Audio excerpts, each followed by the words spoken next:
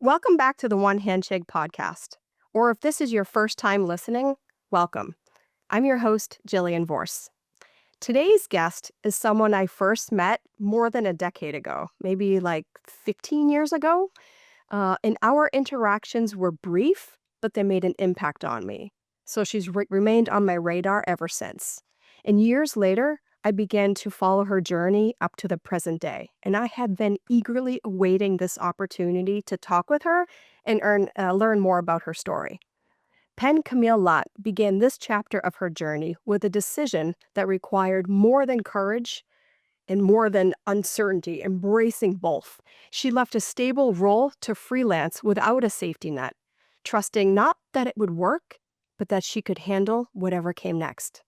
Today, she is the co-founder and co-CEO of Virtua Solutions Outsourcing, pioneering with SaaS companies and startups globally to build high-performing, distributed teams rooted in clarity and accountability. She was recently recognized as one of LinkedIn's top 100 Filipinos for 2025. Woo-hoo. She's also a mom, and that perspective shapes how she defines leadership and success, building work that supports life, actual life, and not just performance. Penny is known for bringing operational discipline and people-first leadership together in a way that is both sharp and deeply human. So, without further ado, welcome to One Handshake, Penny. Hi, Jillian. Thank you so much for having me. I'm so happy to be here. Yeah, me too. I feel like this has been so many years in the making, and I genuinely couldn't be happier that it's finally here. Yeah, yeah. Yeah, I mean, you're completely right. Like, we met each other more than a decade ago. And yeah. I think probably one of the jobs that I've had that really opened up this opportunity for me with actually.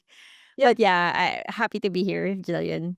yeah, absolutely. It's funny how that works, and it just goes to show you never know how like the influence we have on each other and what's Yeah. memorable and why some people, remain, I call it like remain on our radar, or we carry these Hmm. people with us or not. It's like certainly, meeting you 10 almost 15 years ago, I had no idea that I mean, never in a million years would I think my life would be what it is now, and I'm going to wonder if the same is Same. true for you. Yeah. So you never know where Same. relationships will evolve and what will become and opportunities to reconnect down the road. So I'm like super excited to kind of unpack, I don't know, the last 15 years in the next 20 minutes. What do you think? Yeah, let's do it. Yeah, yeah, Let's yeah. practice. All right.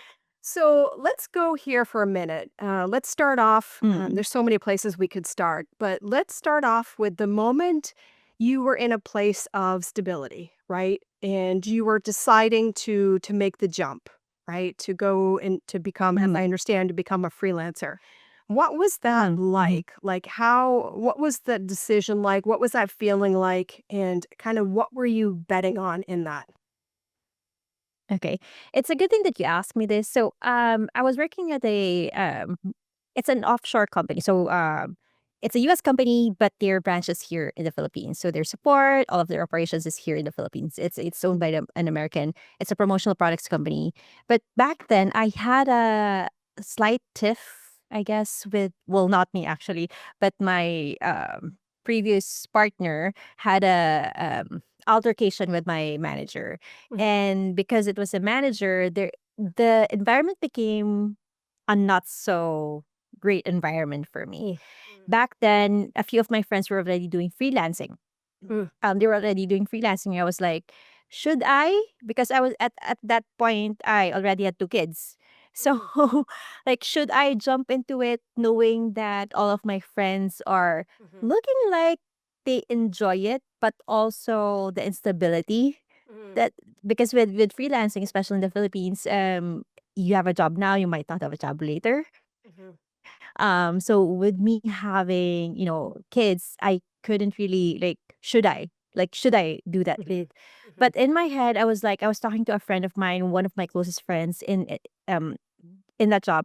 I was talking to her and I was saying, you know, I should probably do it because the only thing that I really have belief on is my capabilities and myself. Like Mhm. that's even the same answer that I gave when I did an interview for this same company. Is that why should they hire me? Is because I have belief in myself. So Mhm. it's the same thing in that junction of whether should I go freelancing or not. Was like I haven't done anything that I did not want to do excellently.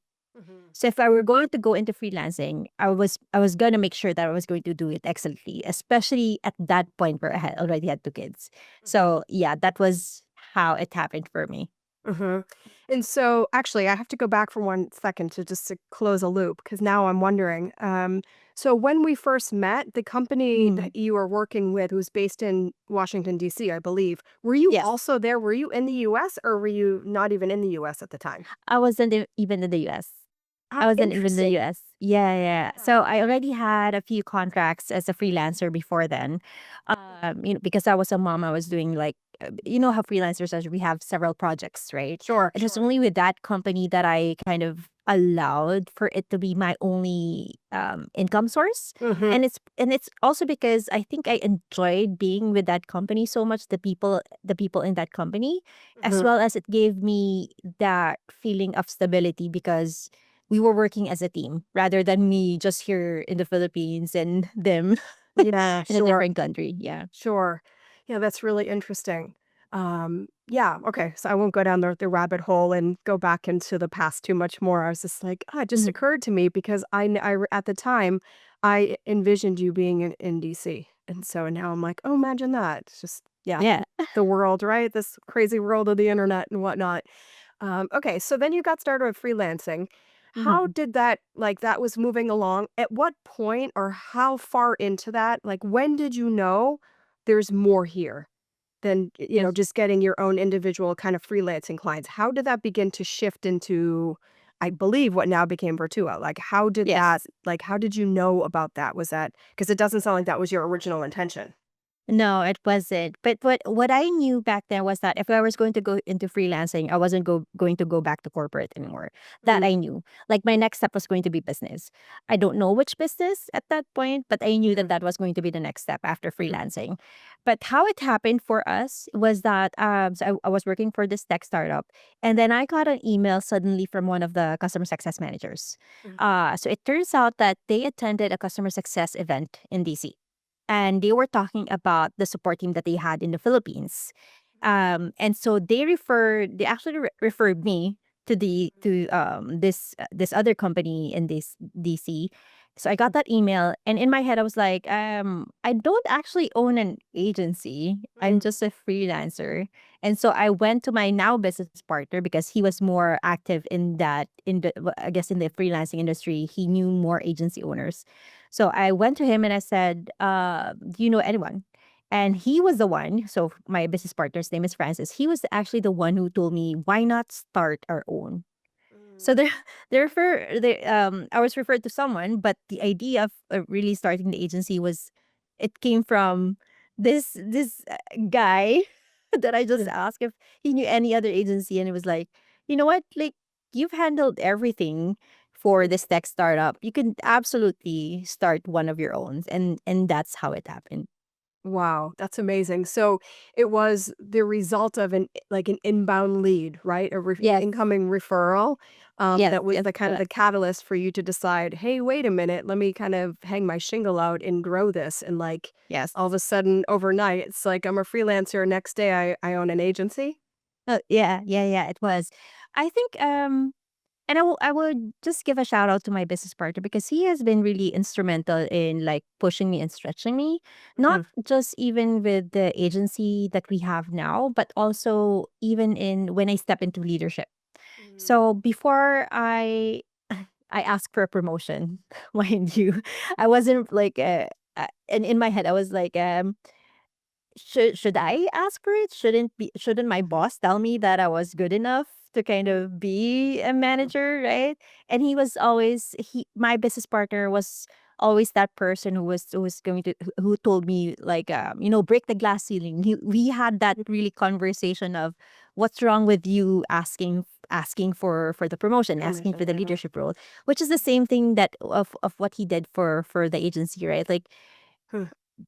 I guess expanding um my potential Hmm. is what he really brought to me. Hmm. Hmm. Amazing, because I was just going to ask you what has shifted for you kind of externally, but also internally as you shifted from kind of freelancer to now stepping more into being the owner, right? The co-founder and co-CEO of this agency. Like, what has that shift been like for you? Uh, what hasn't shifted? Yeah. Like, Yeah. to be completely honest, it's a very, very different ballgame having an agency of our own, like a business of our own. Mhm. If you're when you're a freelancer, most of the time you're really just confined to the skills and confined to your task or your responsibilities for your client. Mhm. But once you're a business owner, you do have to understand all of these little pieces, the finance, the marketing, all of Mhm. those things, just so you can make the business work. Mhm. Not only that, but also, be client facing, doing the marketing, Yeah, like all sure. of these things. And that really, it really required me to not only continuously learn.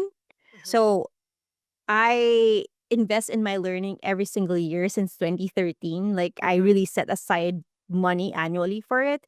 But also how I would react with Mhm. my team, because as an outsourcing agency, mm, sorry, as an outsourcing agency, people are a resource, right?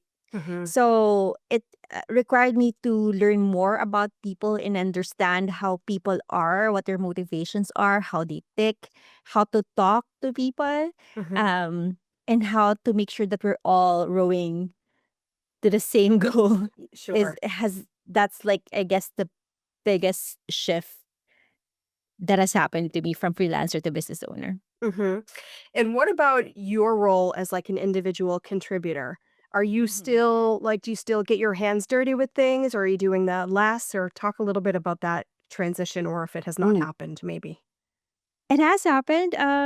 Actually, at some like because at the very start we were doing everything, right? Like we were Mhm. doing the hiring, the performance management, talking to the client, doing the contracts. We were doing everything. And now that I have my team with me, there are certain things in the company that I don't know the nitty-gritty anymore. Mhm. Sure. But I trust them to know it. Like in my head it's always been like you put someone here, and as much as you can give them and do knowledge transfer of what you know of how you've done that certain thing, they would just go and run with it and expand it further up to the point that you're already okay, that you don't know all of the details, Mhm. but then you do see the results, Sure. right? Yeah, so it's a yeah, that's very, very different for me. That's been the shift for me as well as a business owner, and how I lead the teams, as well as instead of just leading the actual people who are doing the day to day, now I'm also leading the people who are leading those people. So Mhm. yeah. Mhm.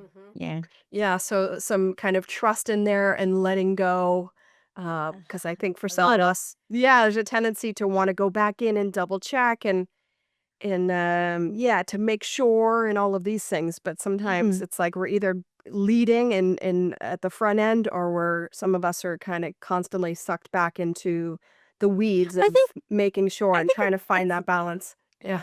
I think it still happens, Mm. especially if it's because when you hire someone, sometimes they might check a lot of the boxes that you need, but not Mhm. all of them. Mhm. And there are when I look at the team, most of the time, and I've told my previous like this tech startup, the CEO here, I've told him this. When I look at the team, I look at it as if it's a puzzle, right? Mm. Not all of them will have the same sides, but all of them will fit together. Mm. So one person might be more technical, but one person might be better in customer relations, right? And having that team work together as a whole, Mhm. they might have different skill sets, but then it will round it up. That's how I look at it. And sometimes, with my team right now, when I hire them, they're not gonna know all of the things for their particular area. And that's where I come in and say, okay, maybe here's the direction that we can do. Maybe talk to this person, because I'm also tapping now my network and my network of agency owners of how to go about things, right? Mm-hmm. So I still go into their some of their day to day, but most of the time it's because they've raised that concern before I go into it. Mm-hmm. So, what about the international component? Because it sounds like Mhm. you're very adept at working remotely and working Mhm. clients internationally, et cetera. When it came time to start to, proactively build your agency, was the thought to then source talent for your own team internationally as well, or in your own backyard? When well, we're a fully Filipino remote team, like a fully Filipino team. How most of the time the international side of this company comes in with the clients, Hmm. right?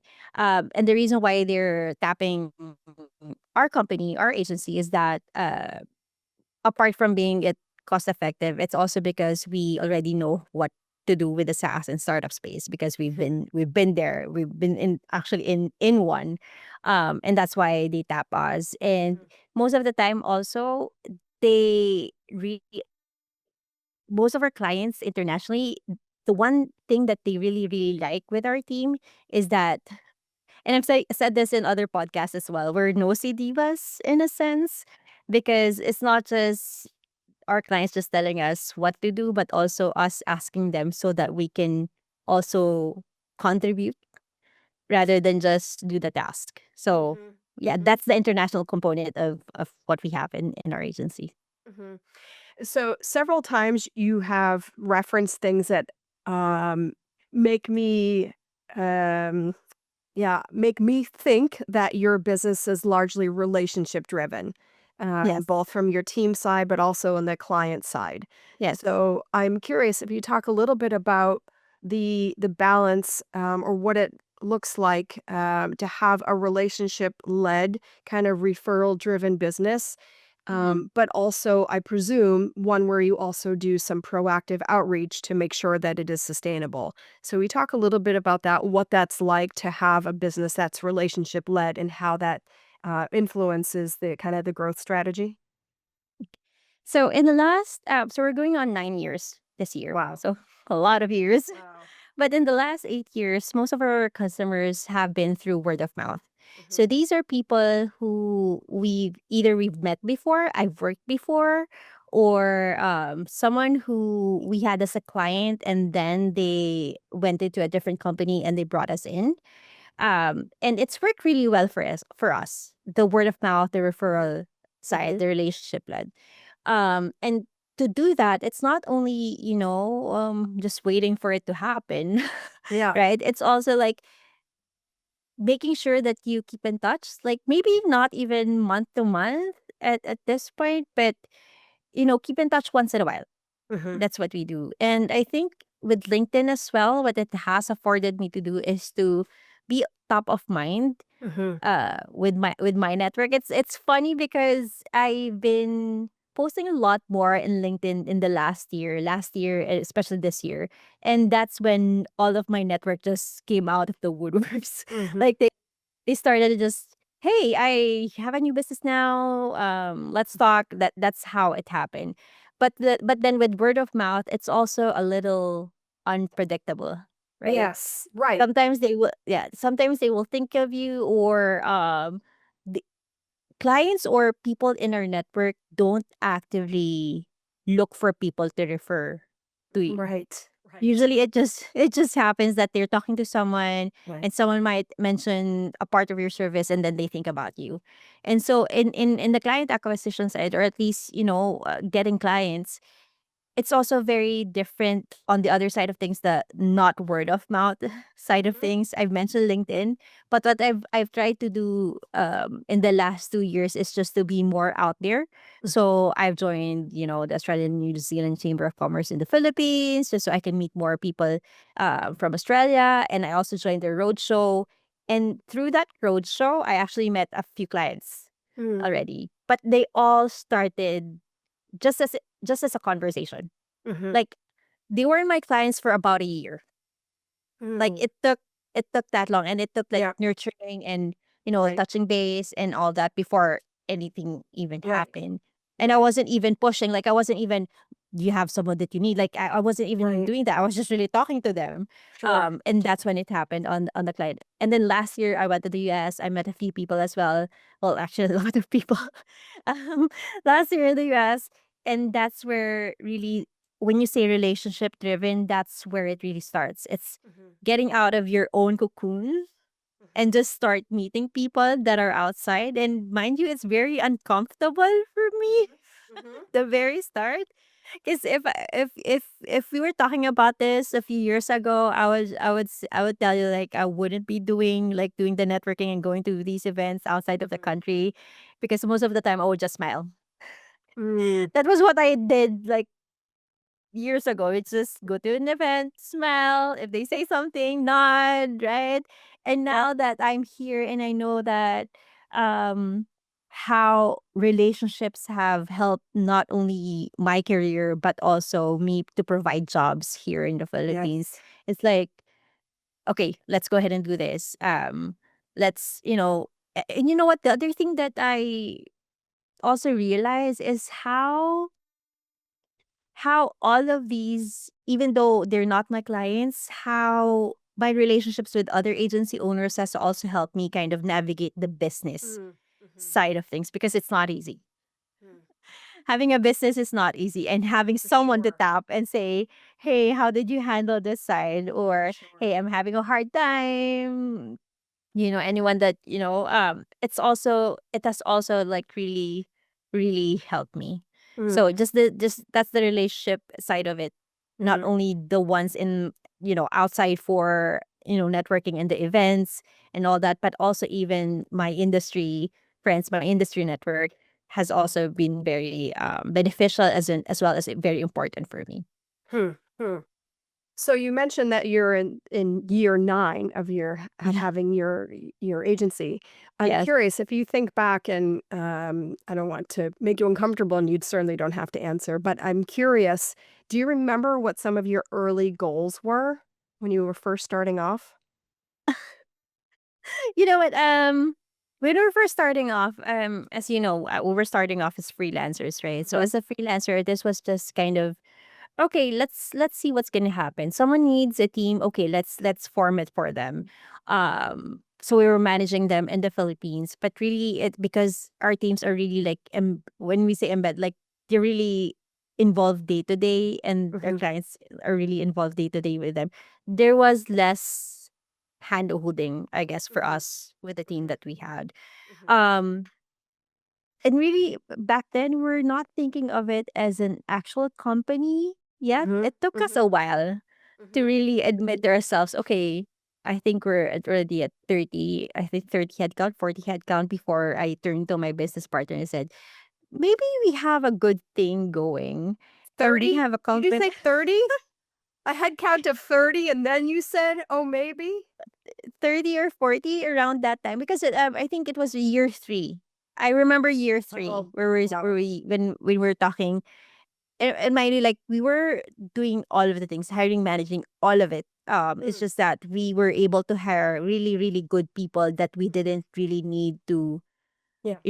have a lot of, excuse me, like they were really professionals. Yeah. So it wasn't as hard, I guess. Sure. Sure. So that shift of like year 3 of saying, okay, maybe we should really just go for it. And Wow. that's when we started like hiring our HR team, our the marketing, the sales. Actually, the sales side, not even like the marketing team, the HR team, finance. That's when it really kind of grew. Mm. Yeah, that was the shift for Wow. us. It's amazing. My when I started my agency, I didn't really know I was starting an agency at the time. It just happened organically, but I added, yeah, it's like 25 or 30 people to the team in the first year, year and a half, and then I maxed out at 40 people, and it was like, "Wow, how did that happen so fast?" And that was, really an intense, like drinking from a fire hose experience. So interesting to hear you. Wow, wow. Um, so I guess a quick last follow-up question to that. So now, as you look to, the future and building your Mm. company, how do you quantify or measure success? Like, what type of goals do you have? Do you look at revenue goals? Do you look at headcount? Do you look at quality of life? Do you look at client portfolio? How do you quantify or measure? What are your targets? So when we started this business, all I wanted was to be able to financially support my kids. Mm-hmm. That was all I wanted. I was a breadwinner. I have kids. There was no one else who, and I didn't want my parents to kind of support us in that way because it was more of a pride thing for me at the very start, being able to financially support the kids.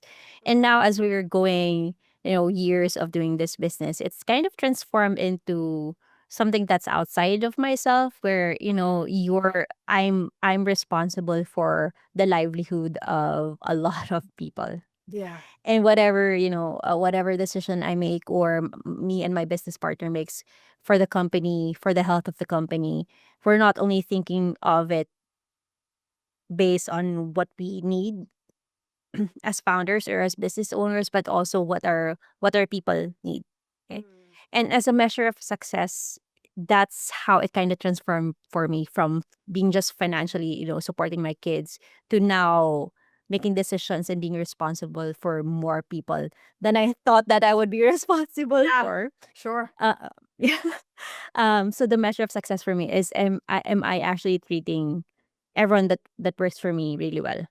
Um in a recent speaking event that I did sorry, I did some public speaking in an event, and I told everyone, if we were talking about a full-time job, it's about 40% of the day, right? Mhm. Like 37.5 to be completely like Hmm, hmm.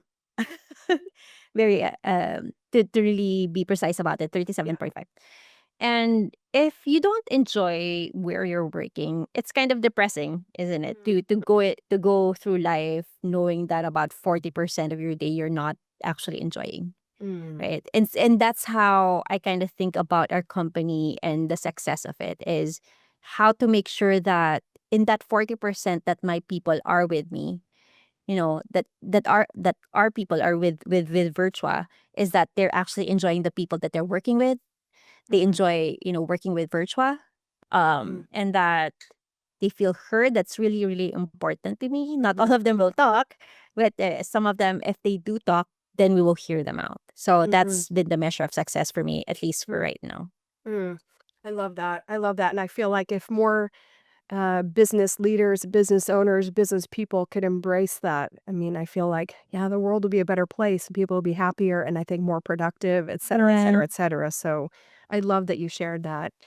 Um, all right. So now, just to my final question here is, yeah, like I'm handing you the microphone, and there's a bunch of people that are all on the edge of taking a leap. Maybe similar to you, maybe the circumstances are different, but what is the message? What would you say to these people that are on the cusp and are not sure, but want to just make this next jump in their lives or careers? What would you say? Um, but I would probably say, just go for it. The person that needs or will be able to handle everything hasn't been formed yet, Yeah, right? yeah. It that person will only be formed if you go ahead and take that leap. Right now, you won't think that you can handle it because you're operating in a sense of who you are right now. Mm, But once you make that leap, you will develop into that person who can handle everything thrown your way, mm, right? So I'm not saying it's gonna be easy. yeah. I'm not saying that, tomorrow you're gonna have a setback and then it's over and done with. There will be multiple challenges and setbacks. But after those setbacks, you'll say, "Oh, okay, I Mm, can do this." There's another one. Okay, I can do this. Just go through it. Yeah, mm, you will develop into that kind of person. mm. Penny, I can't thank you enough for your candor and as well as your willingness, right, to have this conversation. I know it's quite late in the evening for you, but I so much appreciate you being here. Yeah, just thank you. I really, really appreciate being here as well. I it's what do you call this? It's serendipitous. Yes. Or even I also believe in synchronicity. Hmm. Type there is a place and time for everything, and we've known each other for a long time. Maybe not as deep, but we've seen each other in feeds and in the previous tech startup, but it has kind of started here. And I think Yes. it's this is also a start of at least our relationship Yes. of making it a lot more than what it is now. So thank you so Absolutely. much for inviting me. Yeah, this has been really terrific. I've so thoroughly enjoyed this. But Thank you. before we jump into the fireside chat to Sure. dig deeper into our conversation, we've got some folks that are eagerly awaiting. Where can people connect with you or to learn, where should they learn more about your work? Okay. So I'm most active on LinkedIn. So my name on LinkedIn is Penn Camille Lott. Uh, so it's Penn, Penn, Camille Yep. Lott. Most of the time, girls don't get the name Penn, but I'll tell you where it came from. Just Okay. the two of us. But yeah, All right. Penn Camille Super. Lott. I'm more active on LinkedIn, but you can also visit our website. It's virtuasolutionsos.com. Yeah. Super. Okay. And to everybody listening, thank you for staying with us. And we hope you'll come back and visit us for next week's episode. Thanks for your time. Cheers.